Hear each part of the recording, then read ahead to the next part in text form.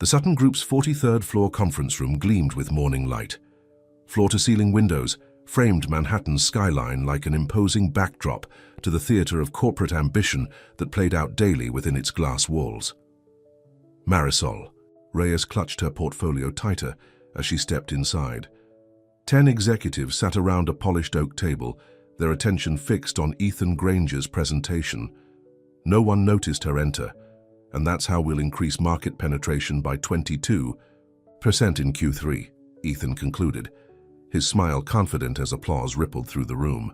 Brilliant as always, Ethan, said Victoria Sutton, CEO and founder. Her silver bob caught the light as she nodded approvingly. Marisol took the last empty seat, trying to be invisible. Her blazer, purchased second-hand but carefully tailored, felt suddenly inadequate against the bespoke suits surrounding her. I believe we have one more presentation, Victoria said, checking her agenda. Marisol, you're up. All eyes turned toward her. Ethan's gaze held something between curiosity and dismissal. Marisol stood, her notes trembling slightly in her hands. Good morning. I'm here to present alternative marketing strategies for the Meridian account. Speak up, dear, Victoria said, leaning forward. We can barely hear you. Marisol cleared her throat. The proposal outlines a digital-first approach, targeting Gen Z consumers through what? Asked Bradley, the silver-haired CFO. Your accent is quite thick. Heat crawled up her neck. Through micro-influencers and community engagement rather than traditional advertising. Entrepreneurial thinking, Ethan interrupted, exaggerating each syllable. Is that what you're getting at? Soft laughter rippled around the table. Marisol caught the shared glances, the smirks barely hidden behind coffee cups. Yes, she said simply, forcing herself to maintain eye contact with Ethan. Exactly that. She continued her presentation, each word carefully measured. When she finished, the room responded with perfunctory applause. Thank you, Marisol, Victoria said. Interesting perspective. Ethan, what do you think? It's quaint, Ethan replied. But the Meridian account needs proven strategies, not experimental ones. Let's stick with what works, Victoria nodded. Agreed, we'll go with Ethan's approach. Marisol gathered her materials, her face expressionless despite the familiar sting of rejection. As she turned to leave, she caught Ethan's reflection in the window, his satisfied smile cutting deeper than any direct criticism could. That night, Marisol's tiny Brooklyn apartment became her sanctuary. She kicked off her heels and collapsed onto her sofa, exhaustion settling into her bones. Her phone buzzed with a text from her mother. How was the big meeting, Mija? Fine, she typed back. They went with someone else's idea. Their loss, came the immediate reply. Remember what Abuela always said? Marisol smiled despite herself. The oak makes more noise falling than the forest growing, she whispered, completing her grandmother's favorite saying. She opened her laptop and pulled up her presentation. For 2 hours, she practiced each word that had tripped her up that morning, recording herself and playing it back until the pronunciation was flawless. Entrepreneur, she repeated, the word no longer a source of shame but a challenge accepted. 2 weeks later, Marisol found herself cornered at the company's quarterly mixer. The event was held at an upscale rooftop bar, Manhattan's skyline, twinkling beyond the glass barriers. So where are you from originally? Asked Diane from HR, cocktail in hand. Your accent is so distinctive. Before Marisol could answer, Ethan appeared. She's our diversity hire from somewhere in Mexico, right? Texas, Marisol corrected, keeping her voice steady. El Paso. But your family's from Mexico, Diane pressed. My grandparents immigrated from Colombia, actually. Ethan laughed. Colombia? Mexico, all the same siesta culture, right? Others had gathered now, cocktails in hand, amused expressions on their faces. Marisol felt trapped in a performance she never agreed to give. Actually, she began, Colombia has one of the longest average work weeks in the world, 47 hours compared to the US average of 38. The smile faltered on Ethan's face. Just a joke, he said, raising his glass. Lighten up. Some jokes aren't funny, said a voice behind them. They turned to find James Chen, the quiet head of digital strategy. Ethan's expression hardened. "Speaking of jokes, I heard your team's quarterly numbers, James. Not looking good." The group's attention shifted, the momentary discomfort forgotten as conversation moved to safer territory. Marisol slipped away, finding refuge on the quieter side of the rooftop. "Don't let him get to you," James said, appearing beside her. "Ethan's threatened by anyone he can't immediately categorize and dismiss." "Why would he be threatened by me?" Marisol asked. "I'm just the junior associate whose ideas get rejected." James studied her for a moment. "Maybe because he senses what I do, that you see things differently. That's rare here." Before she could respond, Victoria Sutton clinked her glass for attention. The crowd quieted as the CEO took center stage. "As you know, our annual conference is 6 weeks away," she announced. "Unfortunately, our keynote speaker had to cancel due to a scheduling conflict." Murmurs rippled through the crowd. "However," Victoria continued, "I'm pleased to announce we've found a replacement from within our own ranks." She paused for effect. "Marisol Reyes will be delivering this year's keynote address." The silence that followed was deafening. Marisol froze, certain she had misheard. Ethan recovered first. "There must be some mistake," he said, his laugh brittle. "Marisol's only been with us for what, 3 months?" "No mistake," Victoria replied coolly. "For the selection committee was impressed by her application essay on market authenticity. It's precisely the fresh perspective our clients need to hear." All eyes turned to Marisol, expressions ranging from confusion to outright disbelief. "I didn't apply," Marisol said quietly. "HR forwarded your hiring essay," Victoria explained. "It was exceptional. Unless you'd rather not accept. It was a challenge, not a question." Marisol felt the weight of expectation pressing down on her. "I'd be honored," she heard herself say. Victoria smiled. "Excellent. My office tomorrow to discuss details." As the crowd dispersed, conversations buzzing with the unexpected announcement, Ethan approached. His smile didn't reach his eyes. "Congratulations," he said, voice low.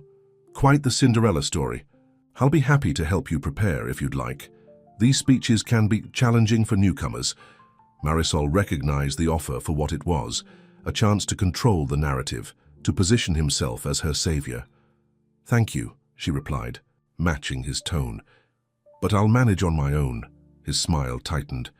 "Of course you will. Just remember, 600 people, including our biggest clients. No pressure." The following Monday, Marisol entered the company's main conference room for the monthly all-hands meeting. The room buzzed with anticipation, but conversations died as she walked in. She took a seat near the back, hoping to avoid attention. It was futile. "There she is," called Bradley, the CFO. "Our keynote star. Tell us, Marisol, have you started writing your speech yet?" All heads turned her way. She straightened her shoulders. "I'm working on it." "She's working on it," Ethan repeated, his tone mocking. "Hope you're also working on that accent. Our Japanese clients might need subtitles." Otherwise, laughter erupted sharper this time. Marisol felt her cheeks burn.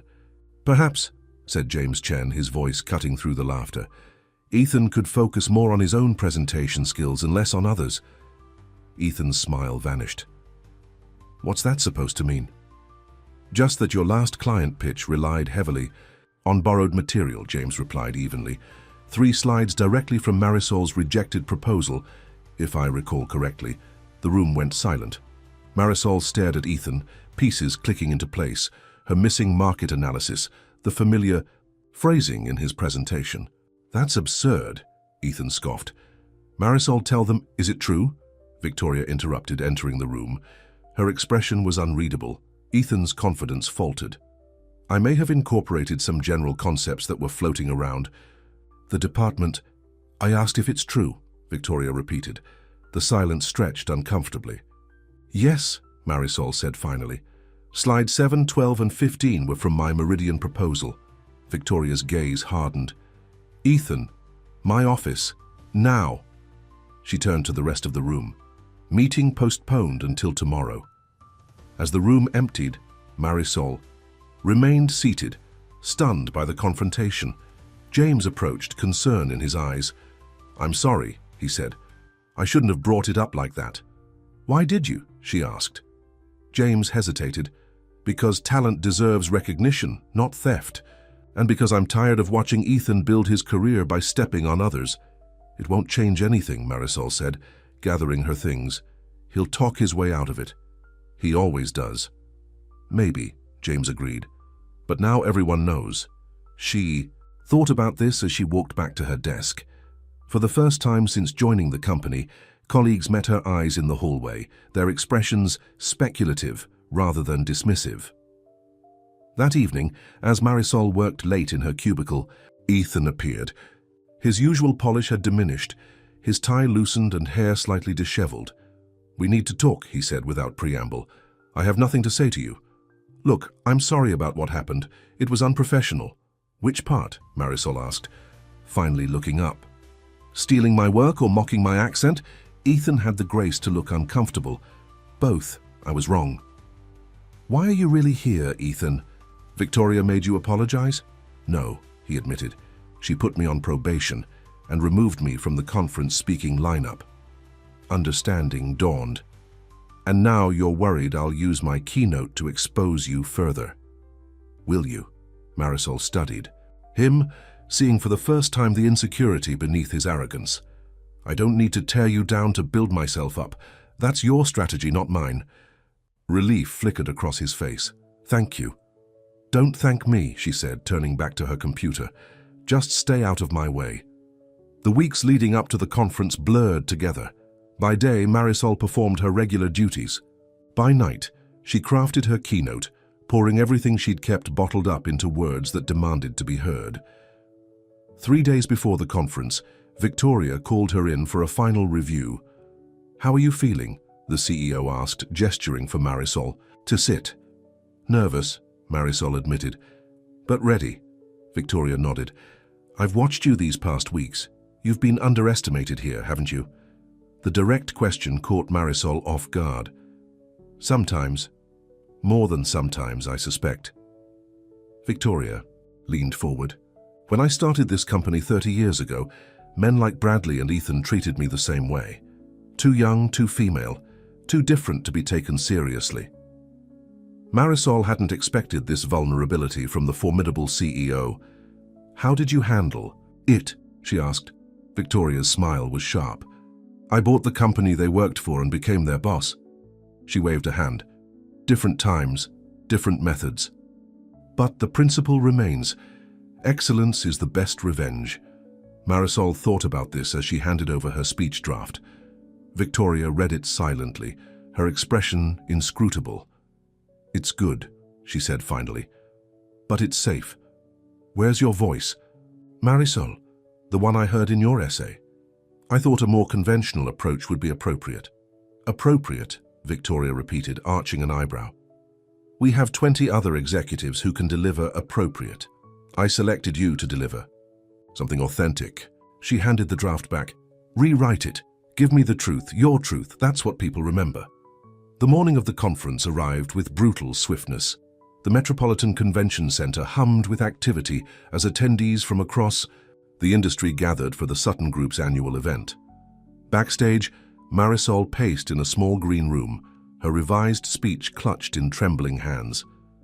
Her simple black dress, the most expensive piece of clothing she'd ever owned, felt simultaneously too formal and too plain.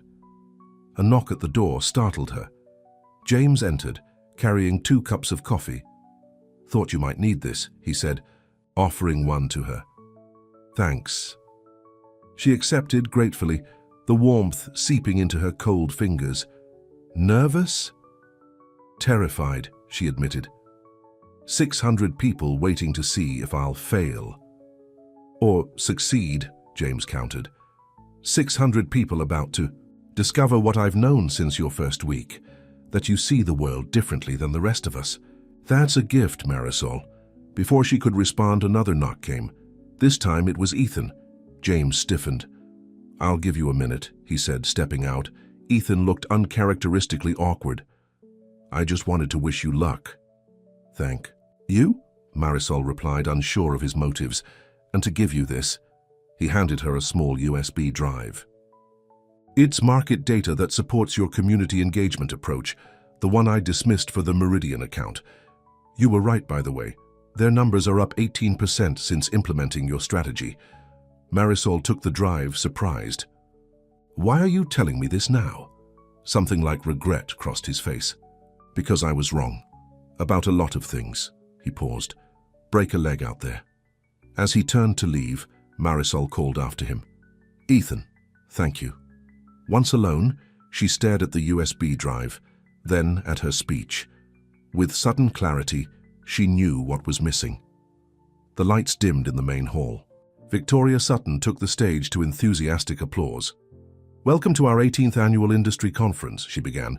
We gather each year to consider the future of our field. This year, I'm particularly excited to introduce a new voice, one that challenges us to reconsider our fundamental assumptions about authenticity in marketing. In the front row, Bradley shifted uncomfortably. Several rows back, Ethan sat perfectly still, his expression unreadable. Please welcome Marisol Reyes, Victoria concluded, stepping aside as applause filled the room. Marisol walked onto the stage, her heart pounding so loudly she was certain the microphone would pick it up.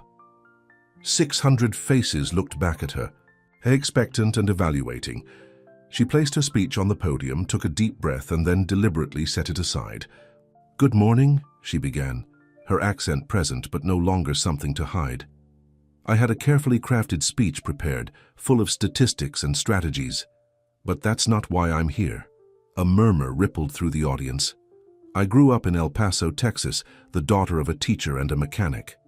My grandmother crossed the border from Colombia with nothing but hope and determination. She cleaned houses for 30 years, saving every penny to give her children opportunities she never had. The room had gone completely silent when I joined. Sutton Group 3 months ago, I was told I needed to change my accent, my perspective, my voice to fit in. I believe that was a mistake, not just for me, but for all of us in this industry. In the audience, Victoria Sutton nodded slightly, encouragement in her eyes. Marketing isn't about fitting in, it's about standing out. It's about authentic connection. Yet, how can we create authentic campaigns when we silence authentic voices within our own organizations? She continued, her voice growing stronger with each word. She shared specific examples, campaigns that failed because they lacked cultural understanding, others that succeeded by embracing diversity of thought. She wove in data from Ethan's USB drive, acknowledging his contribution. The future of marketing isn't in homogeneity, it's in the beautiful discord of different perspectives finding harmony. It's in recognizing that my grandmother's wisdom is as valuable as any MBA, perhaps more so because it's rooted in lived experience rather than textbook theory. As she spoke, Marisol noticed faces in the audience transforming, from skepticism to interest, from interest to engagement. Even Bradley, arms initially crossed defensively, now leaned forward, brow furrowed in concentration. I stand before you today not despite where I come from, but because of it. My accent isn't a liability, it's the sound of bridges being built between worlds. And in a global marketplace, who better to build those bridges than those of us who live between cultures every day? She concluded with a call to action, challenging every person in the room to reconsider whose voices they might be silencing, what perspectives they might be missing. Thank you for your time, she finished simply. For one terrible moment, silence reigned. Then someone began to clap. James, standing in the back of the room. Another person joined, then another. Suddenly, the entire hall was on its feet. Applause. Thundering. Victoria approached, embracing her briefly before taking the microphone. That, she said to the audience, is what the future of Sutton Group sounds like. Backstage, Marisol's hands wouldn't stop shaking.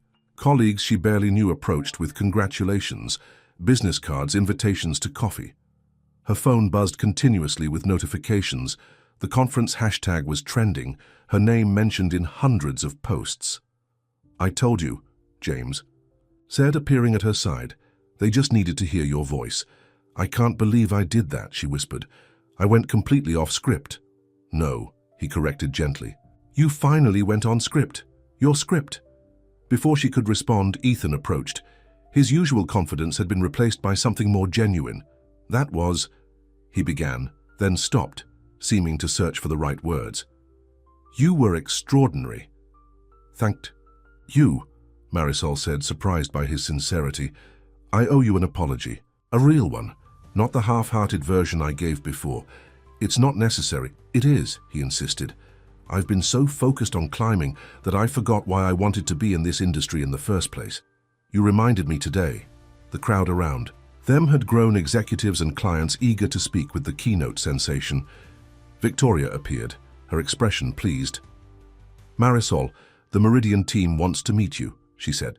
They're interested in implementing your community engagement approach across all their brands. As Marisol was ushered away, she caught one last glimpse of Ethan, standing alone in the crowd, watching her go with something like respect in his eyes.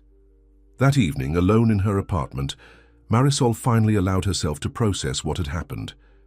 Her phone continued to light up with messages, from colleagues, from strangers who had attended the conference, from her family watching the live stream from El Paso. A text from her mother stood out. Abuela would have been so proud, mija. You spoke with her fire today. Tears came then, release after months of tension. She'd spent so long trying to fit in, to be what others expected, that she'd nearly lost herself in the process. Her landline rang, so rarely used that the sound startled her. It was Victoria Sutton. I don't usually make house calls, the CEO said without preamble, but I wanted to tell you personally. The board was impressed. We're creating a new division focused on multicultural marketing strategy. I want you to lead it. Marisol sat down, stunned. Me? But I'm just a junior associate. Not anymore, Victoria replied. You proved today that titles don't determine value. Your perspective is exactly what we need. What about Ethan? Marisol asked, surprising herself with the question. Victoria paused. That's up to you. He has talents despite his flaws. He could learn from working under your leadership if you're willing to give him that chance. After the call ended, Marisol stood at her window, looking out at Brooklyn's nightscape. 6 months ago, she'd arrived in this city determined to succeed, but afraid she'd have to erase herself to do so. Now she understood. Her power had always been in the very differences others had tried to erase. 6 months later, Marisol stood at the podium again, this time introducing her team at the quarterly shareholders meeting. Their multicultural marketing division had exceeded projections, bringing in 3 major new clients attracted by their fresh approach. Ethan sat among her team members, no longer the arrogant star, but a committed colleague.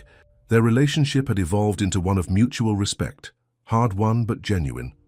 The strength of our division, Marisol explained to the shareholders, comes from embracing diverse perspectives. We don't succeed despite our differences. We succeed because of them. She caught James's eye in the audience. Now her equal in rank, he remained her strongest ally. Beyond him sat Victoria, the slightest smile playing at her lips. Later, as the executive team celebrated their successful quarter, Bradley approached Marisol, champagne in hand. I underestimated you, he admitted. Won't make that mistake again. It's a common one, Marisol replied, but not an unforgivable one. As conversations flowed around her, Marisol found a moment of quiet reflection. She thought of her grandmother, who had cleaned other people's houses so that someday her granddaughter could lead in corner offices, who had kept her accent as a badge of honor, not a mark of shame. The world makes space for those who refuse to shrink. The oak makes more noise falling than the forest growing, but the forest, in its quiet persistence, ultimately reclaims all the space it deserves.